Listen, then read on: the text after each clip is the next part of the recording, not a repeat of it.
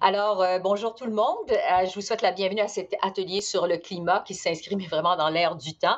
Il y a un atelier qui s'intitule Climat, problème mondial, solution municipale. Alors, mon nom est Esther Bégin, je suis journaliste et chef d'antenne à CEPAC, la chaîne d'affaires publiques par câble. Et vraiment, je suis très heureuse de me retrouver avec vous pour agir à titre d'animatrice de cet atelier.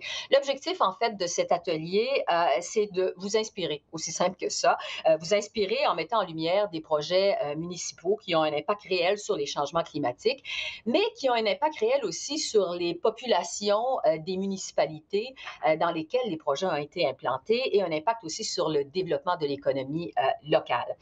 Euh, Avant de débuter l'atelier comme tel, je m'adresse aux participantes et participants qui sont derrière leur ordinateur, derrière leur écran ou devant, je devrais dire, leur écran, les gens qui nous écoutent. Donc, je vous propose un petit exercice qui est de réfléchir aux thématiques des projets en lien avec les changements climatiques qui ont été implantés dans vos municipalités respectives. Je vous dirais en un mot, là, vraiment cibler quels sont les grands thèmes de ces projets-là. Ça peut être des projets de parcs, des projets de transport collectif, des projets de pistes cyclables, n'importe quel thème.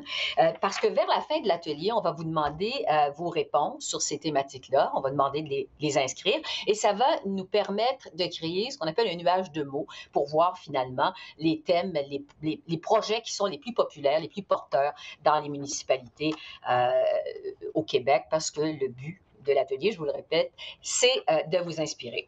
Alors, dans quelques minutes, on va avoir la chance de découvrir 3 de ces projets-là, mis en place dans 3 municipalités au Québec, et d'en discuter avec les maires et mairesses qui ont porté les projets.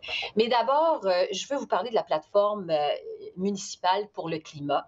L'UMQ a lancé le 8 avril dernier, lors d'une conférence virtuelle, conférence de presse, sa plateforme municipale pour le climat. Pour ceux et celles qui n'ont pas encore vu cette plateforme sur le climat, on regarde cette courte vidéo et je vous reviens dans un instant.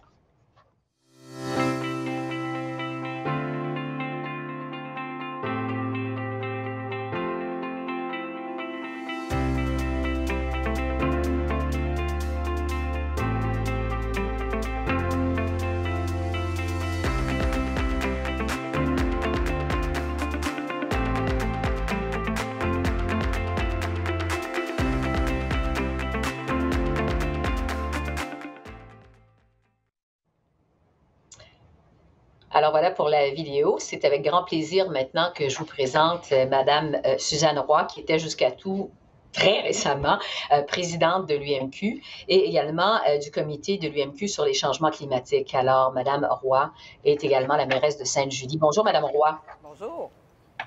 Bon, merci d'être avec nous. J'aimerais vous entendre d'abord sur cette plateforme municipale pour le climat. Je le disais il y a un instant, le but, c'est d'encourager les municipalités à s'engager en fait pour le climat. Donc, je vous demanderais quel est le message que vous souhaitez lancer aux municipalités au Québec avec cette plateforme municipale sur le climat. D'abord, donner des outils. Hein. On parle d'une plateforme, donc en campagne électorale. Pourquoi pas ne s'inspirer d'une plateforme qui touche le climat? On a vraiment travaillé avec l'ensemble des partenaires au sein de l'Union des municipalités. Mais d'abord, avant tout, cette plateforme est basée sur la science. Donc, on veut que ce soit un outil pour tous ceux et celles qui vont justement, dans quelques jours, dans quelques semaines, être en campagne électorale. Parce que comme municipalité, notre thème des assises le dit bien, on est sur tous les fronts. Donc, particulièrement aussi en termes de changement climatique. Et on voulait vraiment présenter au concret, au jour le jour, dans chaque municipalité, qu'est-ce que ça peut vouloir dire? Comment on peut intervenir? On sait que c'est une responsabilité qui est partagée, bien sûr, avec les citoyens, les municipalités, le gouvernement du Québec, le gouvernement fédéral. Mais comme municipalité, comment on peut faire plus pour changer les choses? Oui, c'est important. Alors, merci beaucoup, Madame Roy.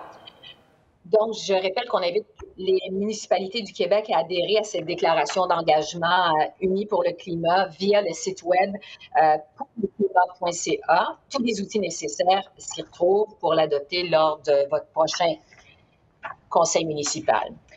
Alors, juste un mot pour dire qu'il y a comme un délai entre ce que j'entends dans la salle et ce que moi j'entends dans mes écouteurs, mais bon, on va pouvoir se débrouiller avec ça. Alors, on y va tout de suite avec la présentation de nos projets municipaux.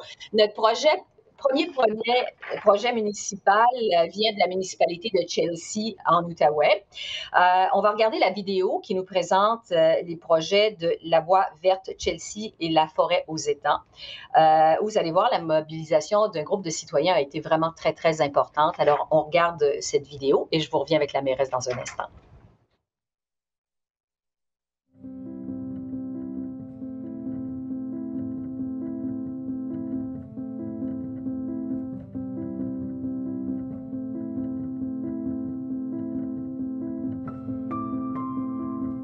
On a des résidents à Chelsea très impliqués.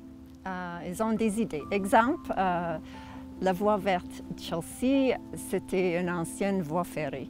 Avec un plan directeur de transport actif municipal, avec l'engagement des résidents ensemble, on avait monté un projet. Mais c'est vraiment un processus municipal avec l'appui d'un groupe de citoyens.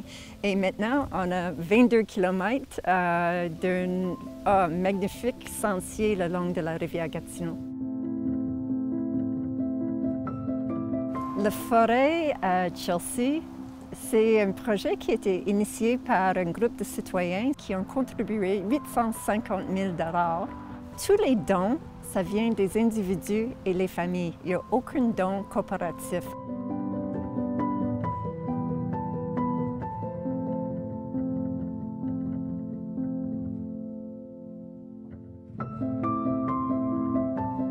Aujourd'hui, on est dans la forêt qu'on a réussi à préserver. Il y avait des développeurs qui étaient intéressés à acheter le 57 acres de terrain ici. Et ils songeaient à en faire un développement résidentiel. Alors, vite, on s'est regroupés entre voisins, puis on a fait le tour des voisins, savoir s'il y avait un intérêt. Le groupe a approché le conseil municipal pour demander un appui. Alors, on a adopté une résolution comme appuyer le projet. On a donné un 20 000 $ pour appuyer le collecte de fonds. Ah, bien, nous, on est très, très, très contents que la forêt soit protégée. C'est sûr que nous, on voit le bénéfice immédiat pour nous, mais on pense aussi au bénéfice. Dans 20 ans, la maison que j'ai, elle va être vendue à quelqu'un d'autre. Il va y avoir d'autres personnes qui vont profiter de cette forêt-là. Ensemble, on peut protéger les forêts, on peut atténuer les changements climatiques avec ces actions communes, résidant avec nos municipalités.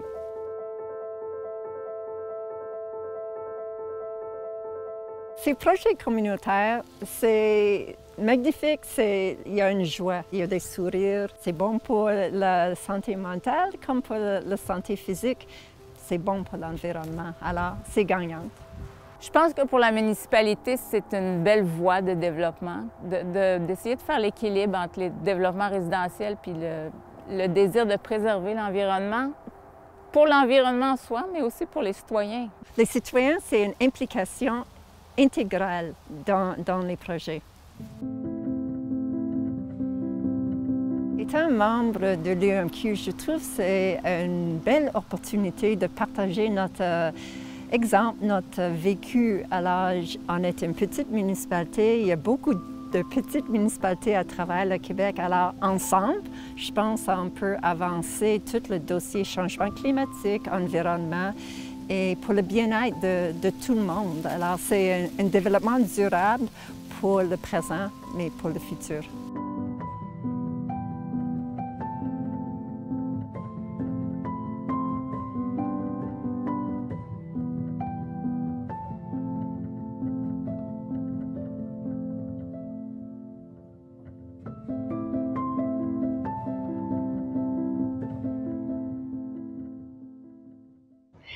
Alors, on vient de découvrir évidemment une région absolument magnifique de Chelsea. Je retrouve celle que vous venez de voir dans la vidéo, Madame Carol Green, qui est mairesse de Chelsea depuis 2009, pleinement engagée dans le développement social, culturel et économique de Chelsea, tout en respectant, on l'a vu, son environnement naturel. Madame Green, bonjour. Bonjour. Bon, la participation citoyenne et la mobilisation de votre population sont au cœur du projet dont il est question dans cette vidéo. Vous l'avez mentionné, tous les dons viennent des individus, mais pas des corporations. Quels ont été les facteurs de réussite pour élaborer et mettre en place de tels projets? Je pense pour la voie verte Chelsea, comme pour la forêt de Chelsea, forêt des étangs, c'est les résidents qui sont en premier plan. Alors, c'est eux qui sont venus nous voir avec un projet. Ce sont des personnes tellement engagées, mais aussi généreux avec leur temps, leur énergie et leurs expertises. Alors, en premier plan, c'est les résidents, mais ça prend aussi une implication du conseil, d'avoir une vision, une mission.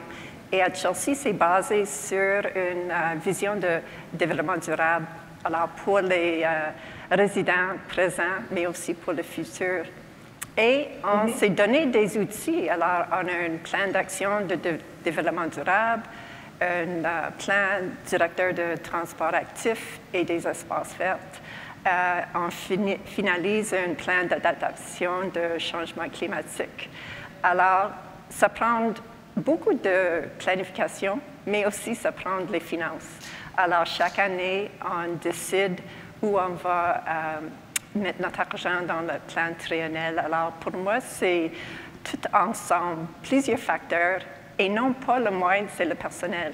Alors, je trouve un facteur de réussite, c'est que notre personnel travaille ensemble, c'est transversal, et on ne travaille pas en silo. Alors, tous ensemble, on peut avancer dans ces projets pour l'environnement.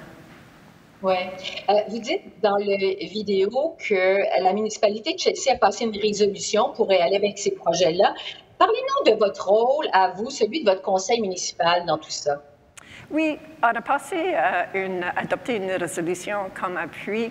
On avait donné un 20 000 $ pour aider dans la collecte de fonds, mais surtout, je pense, c'est d'être à l'écoute. Les résidents viennent nous voir avec des idées, avec des projets à suggérer, mais je trouve que le conseil doit écouter puis voir si ça rentre dans nos priorités pour la municipalité. Et c'est toujours la communication. On a établi un comité pour faire le suivi, pour exemple, la voie verte Chelsea, avec les résidents, avec les membres du conseil, avec le personnel. Alors, c'est toujours, je pense, un travail d'équipe et aussi on est une petite municipalité, alors on rencontre les citoyens partout, alors ils nous parlent. Et je pense que c'est toujours d'avoir cette communication dans les deux sens. Oui. Un aspect qui est très important aussi, Mme Green, c'est que vos projets inspirent déjà. Et ça, vraiment, c'est un aspect important. On le disait au début, le but, c'est d'inspirer. Parlez-nous justement de l'influence qu'ont eu ces deux projets, la forêt aux étangs et la voie verte Chelsea, auprès des autres groupes de citoyennes et citoyens. C'est intéressant. Nos résidents sont très outillés, très expérimentés avec les médias. Alors, il y a beaucoup de couverture médiatique sur nos projets. Alors, les autres municipalités dans notre MRC ont pris ça comme exemple. Alors, il y a d'autres municipalités au nord, à l'est de nous, qui veulent aussi avoir un projet pour acheter une forêt, pour le mettre en conservation. Aussi, la municipalité au nord veut enlever les rails et dormants pour faire un sentier sur l'ancienne voie ferrée. Alors, il y aura toutes sortes de connexions, des corridors même, entre les municipalités pour protéger l'environnement, pour atténuer le changement climatique et aussi, je pense, pour donner une belle qualité de vie à nos résidents. C'est donc que les projets également ont inspiré d'autres municipalités, c'est ça? Oui. Alors, à la pêche, il y a un projet pour acheter 100 acres. Val-des-Monts, le maire m'a contacté aussi pour voir c'était quoi le processus. Et même à Chelsea, il y a un deuxième projet pour acheter 100 acres. Alors, les résidents sont motivés et je pense qu'ils veulent avoir une protection de l'environnement et c'est très concret comme action. Il nous reste quelques minutes. Madame Green, dites-nous, parce que c'est évident que pour vous, en tant que mairesse de Chelsea, la lutte au changement climatique, l'environnement, c'est très important. De quoi êtes-vous le plus fier dans ces deux projets-là? Oh, c'est difficile de choisir entre les deux et je pense la Voie verte Chelsea, c'était un long projet de durer plusieurs années et on n'avait pas un appui total de la communauté. Il y avait de l'opposition parce qu'il y avait des personnes qui avaient des chalets le long de la rivière. Alors, le conseil a pris du temps pour avoir une consultation sur les impacts sociaux, sur la vie, la qualité de vie des résidents. Alors, je pense, pour moi, ce projet, c'était d'inclure le plus du monde possible, de toutes les opinions. Et je pense que maintenant, c'est un atout pour la municipalité et surtout avec le COVID, la pandémie, c'est un lien sécuritaire où les gens peuvent marcher, être en bicycle, être en ski de fond. Alors, je pense que ça nous a beaucoup aidé à passer à travers la pandémie.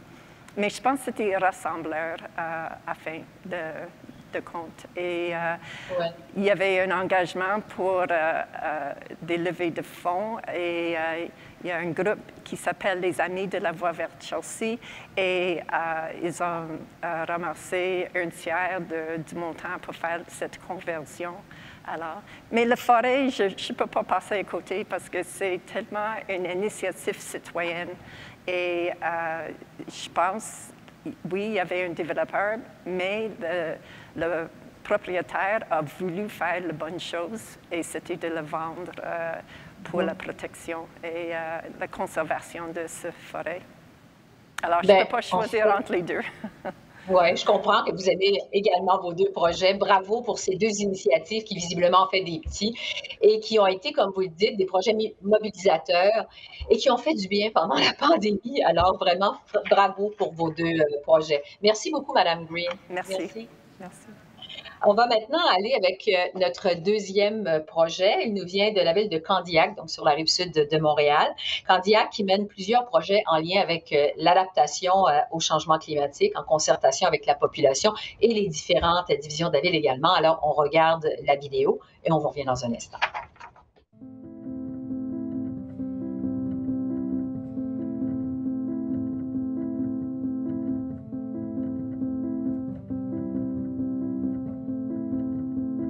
La mise en place du plan stratégique et d'un plan d'atténuation des changements climatiques demande l'adhésion de tous les partenaires. On sait que ce n'est pas facile maintenant de dicter de quelle façon bâtir des nouveaux projets. Alors, il faut changer la mentalité de nos promoteurs, puis il faut surtout garder le cap en tant que municipalité sur les orientations que l'on se donne. Alors, il faut s'assurer de garder nos valeurs et de prendre le temps de bien faire les choses parce qu'on construit pour les 50 et 100 prochaines années. Alors, on ne peut pas se tromper. Un autre défi, évidemment, c'est l'acceptabilité sociale de l'ensemble de la population. De mettre en place des projets semblables, c'est la gestion du changement. Alors, la communication est très importante dans des dossiers semblables. Faire connaître pourquoi la municipalité veut aller de l'avant, quels sont les gains que la municipalité va aller chercher et quels sont les gains que les citoyens vont aller chercher. Afin de bien communiquer le message à l'ensemble de nos citoyens, la Ville de Candiac a mis en place un guide de participation citoyenne, qui fait en sorte que là-dedans, le conseil et l'ensemble des membres permanents ont le choix d'une panoplie de façons de consulter les citoyens. Alors, c'est une petite mine d'or qu'on a d'ailleurs partagée à l'ensemble des municipalités. Alors, ça nous aide à aller chercher le pouls de la population selon le contexte et selon le projet. Je pourrais suggérer à mes collègues maires et mairesses de regarder les 17 objectifs de développement durable des Nations unies. C'est l'orientation que Candiac a mis en place dans son plan stratégique et qui est porteur de l'avenir pour préserver notre planète.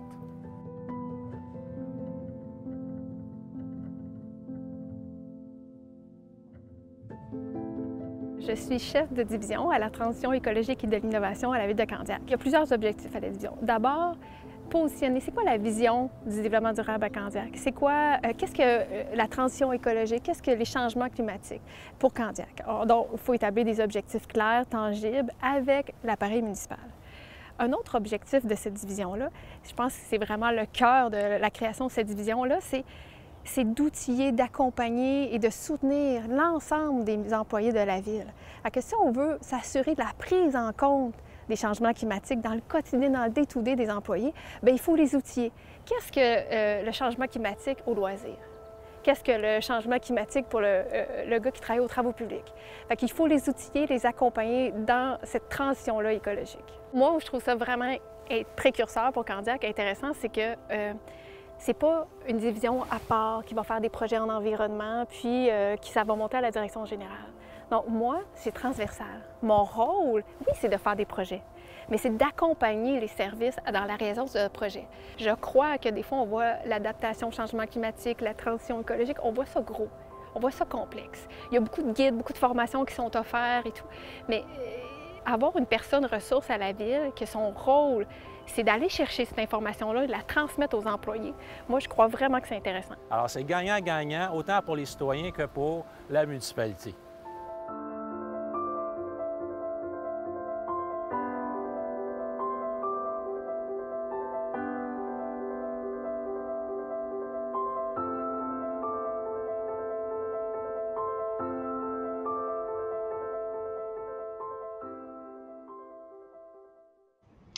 Alors, je retrouve M. Normand Diotte, qui est maire de la ville de Candiac. M.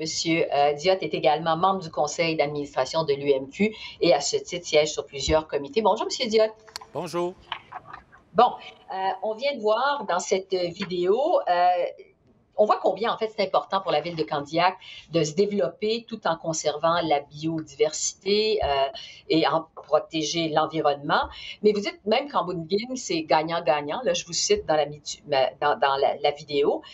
Évidemment, ce n'est pas un équilibre qui est toujours facile à atteindre. Parlez-nous justement de cet équilibre-là. Comment est-ce que, pour vous, ça a été possible à la municipalité de Candiac? Écoutez, je commencerai dans un premier temps par revenir sur le petit bout de la vidéo qui dit qu'il faut suivre son plan. Pour pouvoir atteindre ces objectifs-là, je pense que dans un premier temps, pour un conseil de ville, c'est d'avoir un plan clair qui va faire en sorte que tout le monde et tous les parties prenantes vont pouvoir y adhérer. Alors, la ville s'est lancée en 2018 avec une planification stratégique sur les 15 prochaines années. Et en fait, le conseil de ville ainsi que tous les membres de la direction, on a partagé notre vision pour 2033. Alors maintenant, avec les objectifs de développement durable de l'ONU et avec le plan climat, entre autres aussi, qu'on adopte avec l'UMQ, ce sont des outils nécessaires pour nous pour décider de quelle façon on va aller de l'avant. Écoutez, c'est pas simple là, quand on veut développer un projet aujourd'hui. Maintenant, la ville de Candiac fait partie des 82 municipalités de la CMM. Nous avons été identifiés comme un projet TOD démonstrateur, c'est-à-dire un projet Transit Oriented Development, à l'entour de la gare de train de Candiac. Alors, comment on va développer en densité avec les objectifs de la CMM et du plan métropolitain d'aménagement et de développement, qui sont maintenant les règles du jeu depuis 2012? Alors, il faut, avec ces objectifs-là, d'aménagement, de transport et d'environnement, se positionner de quelle façon nous allons développer la ville pour le futur. Alors, c'est ce que nous avons fait. Et il y a aussi la dimension, quand on veut aller de l'avant, il faut faire affaire avec les partenaires. Alors, la ville de Candiac n'étant pas propriétaire des terrains, alors il fallait s'asseoir avec les différents propriétaires. Il y en a 4. Alors, aussi, évidemment, le ministère de l'Environnement, le ministère des Transports, etc. Donc, bref, c'est beaucoup de planification, beaucoup de discussion et de faire valoir les valeurs de développement durable à l'ensemble des parties. Alors, c'est un défi, je vous dirais, assez important, qui jusqu'à maintenant va très bien, on en est très fiers, qui a demandé beaucoup d'efforts, parce qu'il fait en sorte que le développement va se faire d'une façon durable, parce qu'on a enchâssé dans notre réglementation ce qu'on appelle un Form-Based Code. Donc, c'est la réglementation axée sur la forme et non juste sur l'usage, pour dire à nos développeurs, regardez là, le conseil de ville, les citoyens, c'est ce qu'on veut. On veut avoir une qualité de vie, on va avoir de la mixité alentour de la gare de train, on veut développer un milieu intéressant, attractif, pour lequel il va faire bon vivre. Alors, c'est ce que nous avons fait, c'est ce que nous exigeons. Et on a aussi un autre dossier qui est le Square Candiac, qui est alentour d'un stationnement incitatif, où là aussi, on se doit de densifier, où on a mis de l'avant des valeurs de développement durable. Alors que ce soit la gestion des eaux de pluie, des toits verts, des toits blancs, aussi récupération des matériaux lors de la déconstruction de l'ancienne usine Consumers Glass au Square Candiac. Bref, une liste d'éléments de développement durable qu'on tient absolument à dire à nos gens qui veulent investir chez nous, à Candiac, ce sont les valeurs que l'on veut pour le futur. Vous parliez il y a un instant des différents objectifs poursuivis par la municipalité. En fait, j'imagine que le défi, ce qui est le plus complexe dans tout ça, c'est de respecter ces objectifs sans en compromettre d'autres objectifs de la municipalité. Comment on peut faire ça? Quel est le meilleur conseil que vous donnez à cet égard aux gens qui dirigent les municipalités? Bien, dans un premier temps, c'est qu'il faut savoir exactement ce que nous voulons en termes de conseil de ville et en fonction, évidemment, des besoins de la population. Et par la suite, bien, il faut vraiment transmettre cette information-là à l'ensemble des partenaires, comme j'ai mentionné tantôt. Le plan stratégique a été diffusé à l'ensemble de la population, donc en 2018, avec l'ensemble des promoteurs, avec les organismes communautaires de loisirs, etc., avec les citoyens et les employés aussi. Alors, il faut que les employés adhèrent avec cette vision-là. Et en ce sens-là, on est capable, si tout le monde y adhère, d'y arriver à nos fins. Vous savez, c'est la gestion du changement. C'est pas simple quand même ce qu'on est en train de faire, mais on va y arriver. Mais pour ça, il faut avoir de l'audace. Il faut être aussi, je vous dirais, assez créatif. Il faut gérer le changement. Mm-hmm. La gestion du changement, ça demeure effectivement un des plus grands défis dans toutes les organisations, que ce soit municipales ou autres. J'aimerais vous entendre sur une initiative de la Ville de Candiac qui a mis en place un outil en ligne afin de recueillir les commentaires et les idées des citoyennes et des citoyens. Parlez-nous un peu de cette ligne mise en place, de cet outil-là. Qu'est-ce que c'est? C'est le site Agora que nous avons en place sur notre site Web et qui fait en sorte que les citoyens peuvent soumettre des idées n'importe quel par rapport à les besoins de la population. Donc, c'est en ligne. Et ensuite, on peut aussi, sur ce site-là, aller voir tous les grands projets de développement qui sont en cours à la Ville de Candiac. Et les gens ont l'information complète sur les projets qui suivent les orientations de notre plan stratégique. Et je vous dirais aussi, Mme Bégin, je vais revenir sur le fait que, oui, on fait du développement, mais en même temps, on fait de la conservation. Alors, c'est de trouver l'équilibre entre nos projets de développement et ce qu'on veut préserver comme qualité d'espace vert pour l'ensemble des citoyens. D'ailleurs, vous avez vu dans la vidéo, nous avons le sentier de la rivière La Tortue. Donc, on est très fiers qu'on va ouvrir très bientôt, mettre à la disposition des citoyens, qui est une petite mine d'or, je vous dirais, un peu comme Mme Green l'a mentionné tantôt. Donc, les citoyens vont, en temps de pandémie, cherchent des endroits de nature. Donc, le sentier de la rivière La Tortue, vous avez vu dans la vidéo, est un exemple concret. Le sentier du Marais Strasbourg, en partenariat que nous avons fait aussi avec le groupe Maurice pour rendre disponible donc le marais conservé et aménagé. Donc, c'est trouver l'équilibre entre le développement, parce que les villes ont besoin de développer, on sait pour quelles raisons, et en même temps, on a besoin de conserver des espaces verts pour rendre des milieux de vie attractifs aussi et sécuritaires pour l'ensemble de la population. Et il semble que ça a fonctionné visiblement du côté de Candiac. Merci beaucoup, M. Diot, et félicitations pour ces initiatives mises en place dans votre municipalité. Merci beaucoup. On va maintenant se tourner vers notre troisième et dernier projet qu'on vous présente aujourd'hui.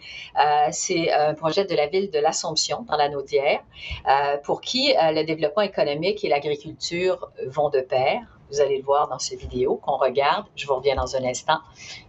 Tout de suite.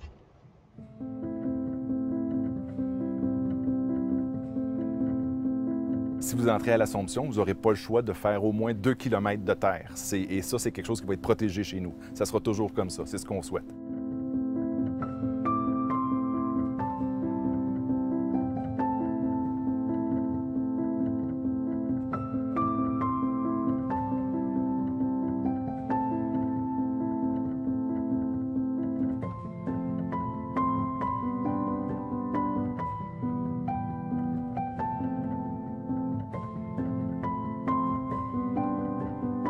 Ici, à la Ville de l'Assomption, ce qu'on a décidé de faire, c'est au lieu de bâtir un parc industriel standard avec une rue, des bâtiments métalliques chaque côté et espérer attirer des entreprises, on a dit on va se donner une thématique, on va se donner un engagement, on va se donner des valeurs. Et c'est là qu'est née la zone AgTech. Bien, la zone AgTech, c'est une zone d'innovation qu'on appelle. Ce qu'on veut regrouper, c'est l'ensemble des leviers ou de l'écosystème qui permet de développer puis de propulser une industrie. Pour créer une zone d'innovation, la première étape, c'est de connaître son ADN. On a beaucoup de production agricole, principalement maraîchère ici. Et on a aussi un centre de recherche qui est en sciences des plantes et qui travaille dans le secteur agricole depuis plus de 20 ans. nos maraîchers, c'est une fierté pour nos gens, nos producteurs. C'est une fierté locale, mais c'est une fierté régionale parce que beaucoup de gens de la région viennent chercher leurs fruits et légumes chez nous. Étant donné, en effet, la volonté des citoyens que ça demeure agricole, bien, on a décidé de se concentrer sur les technologies agricoles innovantes. On investit dans ce qu'on est. La vision est fort simple, c'est comment produire les meilleurs fruits, les meilleurs légumes par des technologies qui seront saines, environnementales, éco-responsables. Quand on parle de technologies agricoles innovantes, c'est tout ce qui permet de réduire l'impact environnemental de l'agriculture, d'offrir des solutions d'adaptation au changement climatique, étant donné que le secteur agricole est très affecté, et finalement accroître évidemment l'autonomie et la sécurité alimentaire.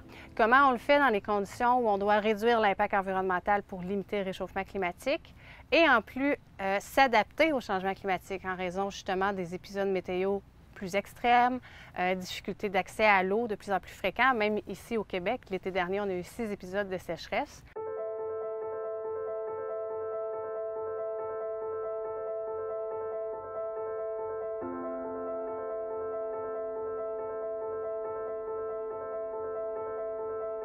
La zone AgTech est là pour développer des technologies justement qui répondent à ces enjeux. On a une entreprise qui développe un nouveau système alimentaire où au premier étage, on a de la pisciculture en intérieur, deuxième étage, la culture verticale de fruits et légumes et troisième étage, une serre sur toit. Le tout alimenté avec des systèmes de chauffage alternatifs qui permettent en fait de s'implanter à peu près dans n'importe quelle condition climatique. Je pense que les municipalités, on a tous une grande responsabilité par rapport aux défis qu'on vit, par rapport à l'environnement, entre autres, par rapport au changement climatique. Et dans la position qu'on a, on se doit de poser des gestes audacieux. Les citoyens de la ville sont très, très contents du projet.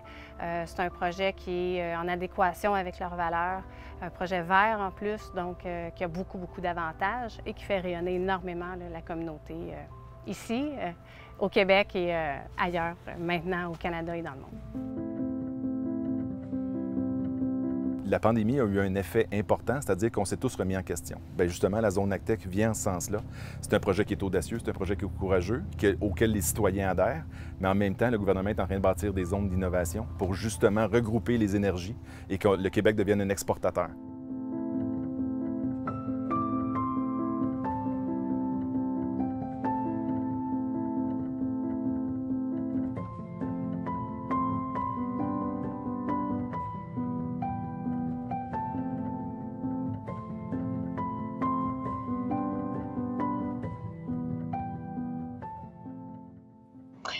Alors, je retrouve maintenant M. Sébastien Nadeau, qui est maire de la ville de l'Assomption. M. Nadeau a été élu maire en 2017, représente les municipalités de la Couronne-Nord des communautés rurales à la CMM. Il possède également une longue feuille de route dans le monde des affaires. Bonjour, M. Nadeau. Bonjour, Mme Bégin.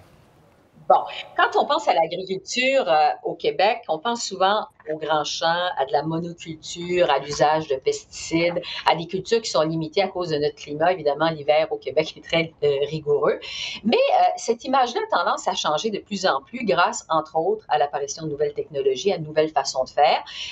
Quelle est votre vision, à vous, celle de la ville de l'Assomption concernant l'industrie de l'agriculture, je dirais, au Québec? Parce que vous parlez dans la vidéo du Québec qui veut donner, en fait, de plus en plus de place vers l'exportation, qui veut se tourner davantage vers l'exportation. Alors, quelle est la place que l'industrie de l'agriculture va occuper dans notre économie au cours des prochaines années? Quelle est votre vision, à vous, de ça? Bien, en fait, ce qu'il faut considérer, c'est que l'agriculture, dans les 50 dernières années, a pris son expansion de façon horizontale. Si on voulait augmenter le résultat de culture, il fallait élargir le nombre d'acres cultivés. Il fallait ajouter aussi des produits chimiques pour contrôler le résultat de culture avec une gestion soit par herbicide, soit par insecticide et des choses comme ça. Alors ça, c'est une réalité de production. L'autre grande réalité qu'on a, c'est qu'au Québec, on peut produire jusqu'à environ 7 mois par année. Puis ensuite de ça, bien, on vit une saisonnalité. Donc, le Québec importe la majorité des éléments qu'il consomme, que ce soit des fruits, les légumes, les poissons, même les viandes. Alors, et partons du principe aussi que l'être humain aura toujours un besoin, c'est de manger.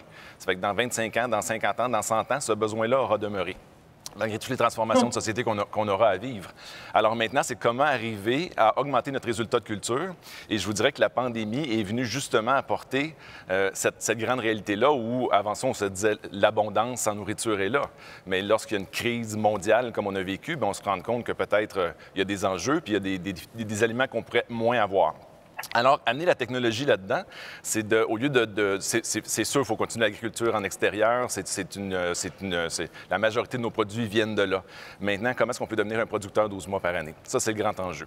Et là, on s'en va beaucoup en agriculture, en environnement contrôlé, et là, on fait appel à ce moment-là à la technologie. Par exemple, une entreprise chez nous développe un type de lumière pour de l'aquaculture. Et le type de lumière va changer le temps de croissance du fruit, va changer sa couleur, va changer sa fermeté, mais tout ça sans additifs chimiques ou n'importe quel additif chimique. L'autre chose qu'il faut prendre conscience, c'est que les citoyens, les consommateurs veulent savoir ce qu'ils mangent dorénavant. Il y a une inquiétude par rapport à ce qu'on consomme. Vous savez, regardez juste nos fraises en 10 ans, et elles ont changé complètement d'état.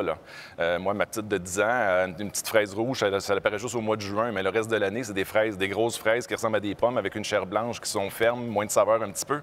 Mais le consommateur est inquiet de ce produit-là. Alors maintenant, de quelle façon on peut produire chez nous? Bien, c'est d'aller travailler avec la technologie en environnement contrôlé. Et l'autre avantage qu'on peut développer avec les technologies de l'information, c'est au Québec, actuellement, on mange tous du blé d'Inde au même moment. Donc, c'est pas quand tu as envie de manger du blé d'Inde, c'est quand il est prêt que tu le consommes. Si on est capable de produire en environnement contrôlé, bien, à ce moment-là, est-ce qu'on pourrait consommer 12 mois par année? Et l'autre aspect aussi, c'est d'avoir une prévisibilité dans la culture, mais cultivée selon la commande. Imaginez une chaîne de restaurants, par exemple, qui anticipe qu'au mois de mars prochain, va mettre une salade avec tel produit à l'intérieur. Bien, va regarder d'où importer ces produits, ces fruits et légumes pour la produire. Mais s'il la commande d'avance dans une industrie en environnement contrôlé, il va être capable d'anticiper les coûts, va pouvoir cultiver selon la commande qui a été passée par la chaîne de restaurants. Alors, c'est une réorganisation complète de l'agriculture et la demande est très forte. Oui. Pour revenir à votre projet comme tel de AgTech, parlez-nous des besoins, là, des ressources que vous avez eu besoin dans votre municipalité pour mettre ce projet-là en place. À la base, il fallait reprendre possession du terrain d'Electrolux, qui était le premier grand défi. Ensuite, c'est un terrain qu'on va devoir décontaminer. Puis ensuite, ça prenait de l'audace, je vous dirais. Au règlement d'urbanisme, on exige dorénavant que chaque bâtiment industriel devra comporter des serres sur les toits. D'ailleurs, la zone AgTech vont proposer les plus grandes serres sur toit au monde. On aura près d'1 million de pieds carrés de production en serre sur toit. Mais ça, c'est audacieux de faire ça. Et il faut être conscient que ça nous fait perdre des opportunités parce que des entreprises qui viennent cogner à notre porte pour dire « Mon Dieu, vous avez des beaux terrains ». Mais nous, au conseil municipal, on a fait le choix d'avoir une vision à long terme, d'avoir une vision stratégique pour notre société. Et à ce moment-là, on défend cette position-là. Ça nous amène à perdre des opportunités à court terme, mais on défend une vision, on défend une stratégie. Alors, et ce que ça va faire, c'est qu'à terme, ce site-là va devenir un site de référence à travers le monde parce que ça va être complètement unique. Puis, à quelque part, le but d'une zone d'innovation, c'est d'attirer les entreprises innovantes, celles qui développent l'avenir. Alors, si on veut attirer ces entreprises uniques, ça prend un environnement unique pour y arriver.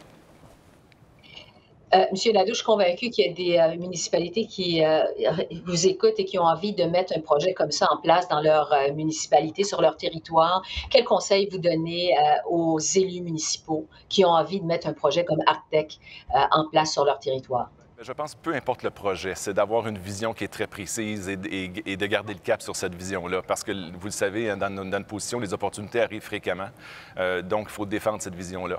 Ensuite, comme je vous disais tantôt, c'est faites preuve d'audace et tenez la vision. C'est vraiment le grand enjeu. Et ensuite de ça, bien, mettez votre machine municipale au service de ça. Pour nous, je regarde l'ensemble de nos services. L'Assomption, c'est une ville qui a 300 ans. Là, et je regarde l'excitation pour l'ensemble de nos services, la mobilisation qu'on a, où on repense complètement l'urbanisme de la municipalité. on revoit tous nos services techniques. On est en train de réorganiser ça parce qu'on doit penser différemment. Et il faut penser aussi que le type d'entreprise qu'on veut attirer va attirer des employeurs qui adhèrent à des valeurs qui sont éco-responsables et qui sont environnementales. On sait que les gens veulent demeurer à proximité de leur lieu de travail. Donc, les entreprises attirent nos futurs citoyens. Et nous, à l'Assomption, on veut devenir une société qui est environnementalement responsable et citer en exemple. Alors, ça va être facile de faire cette transition-là puis d'assurer ce changement-là. Alors, une vision claire et garder le cap. Merci beaucoup, Monsieur Nadeau. Félicitations pour ce projet qui est vraiment très inspirant. Ça met fin sur ça à la présentation de nos 3 projets, Chelsea, Candiac et l'Assomption. Merci vraiment aux 3 maires, mairesses qui nous ont partagé donc ces projets qui sont inspirants. Maintenant, je vais m'adresser aux participantes et participants. Je vous le disais au début, je vous ai invité à réfléchir à un mot, à cibler un mot, là, un thème de projets qui sont déjà implantés dans vos municipalités respectives de lutte au changement climatique. Le but, c'était de créer un nuage de mots. Alors, on vous invite maintenant, vous allez peut-être voir un petit pop-up à votre écran, d'inscrire ces projets-là à l'endroit qui va être désigné à votre écran. Et ça va nous permettre de voir quel type de projets sont les plus populaires dans les municipalités, quels sont les projets qui sont les plus inspirants. Là-dessus, je vais revenir à celle qui était récemment présidente de l'UMQ, Mme Suzanne Roy, qui est toujours avec nous. Bonjour, Mme Roy. Bonjour. Rebonjour, je devrais dire. Oui. Alors, tout à l'heure, on parlait de la plateforme municipale pour le climat. On a été obligé d'aller un petit peu rapidement parce que, quand même, on avait un horaire dans cet atelier assez chargé. Parlez-nous des prochaines étapes de cette plateforme municipale parce que, bon, je le disais, elle a été lancée de façon virtuelle au mois d'avril dernier. Le but, évidemment, c'est d'encourager les municipalités, vous nous l'avez très bien expliqué tout à l'heure, à s'engager pour le climat. Bon, il y a d'autres outils qui vont être mis en place. Quelles sont les prochaines étapes à venir de la part de l'UMQ relativement à la plateforme pour le climat? Évidemment, il faut aller voir la plateforme. Nous avons une plateforme web où vous allez trouver justement 10 grands thèmes très, très concrets. On le voit là dans les projets qui nous ont présentés aujourd'hui. Alors, on parlait bien sûr d'aménagement du territoire, de protection de la biodiversité, d'innovation, d'autosuffisance alimentaire. Alors, des sujets qui sont extrêmement importants pour les municipalités. Donc, déjà 10 thèmes très concrets qui nous touchent. Donc, il va y avoir au sein de l'Union de la formation pour nous aider à voir comment on peut mieux faire, comment ça peut se faire. On va aussi travailler avec les partenaires pour avoir du financement parce que ces projets-là, chacun nous l'a indiqué, hein, c'est pas nécessairement facile, ça demande un soutien financier.